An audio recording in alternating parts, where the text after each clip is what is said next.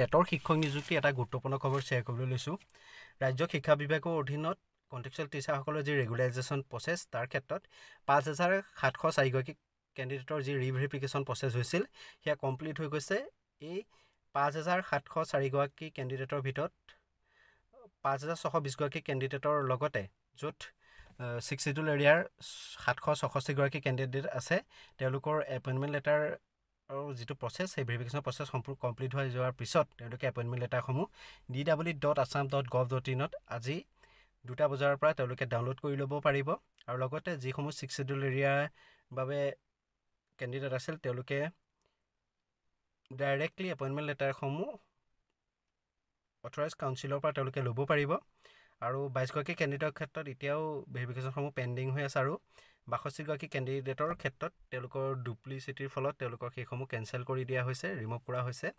এই গুৰুত্বপূৰ্ণ কথাটো ৰাজ্য শিক্ষামন্ত্ৰীয়ে জনাইছে যে যিসকল কণ্টেক্সুৱেল টিচাৰ ৰিভেৰিফিকেশ্যন হৈছিল তেওঁলোকে এপইণ্টমেণ্ট লেটাৰসমূহ আজি 2টা বজাৰ পৰা ডাউনলোড কৰি ল'ব পাৰিব।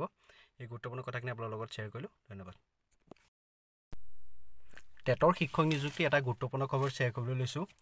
ৰাজ্য শিক্ষা বিভাগৰ অধীনত কণ্টেক্সুৱেল টিচাৰসকলৰ যি ৰেগুলাৰাইজেশ্যন প্ৰচেছ তাৰ ক্ষেত্ৰত ৫,৭০৪গৰাকী কেণ্ডিডেটৰ যি ৰিভেৰিফিকেশ্যন প্ৰচেছ হৈছিল সেয়া কমপ্লিট হৈ গৈছে।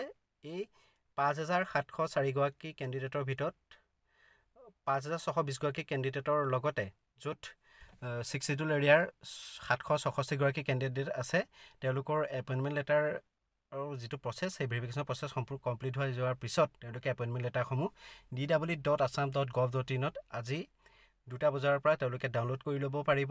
আৰু লগতে যিসমূহ 6 শিডিউল এৰিয়াৰ বাবে কেণ্ডিডেট আছিল তেওঁলোকে ডাইৰেক্টলি এপইণ্টমেণ্ট লেটাৰসমূহ অথৰাইজ কাউন্সিলৰ পৰা তেওঁলোকে ল'ব পাৰিব।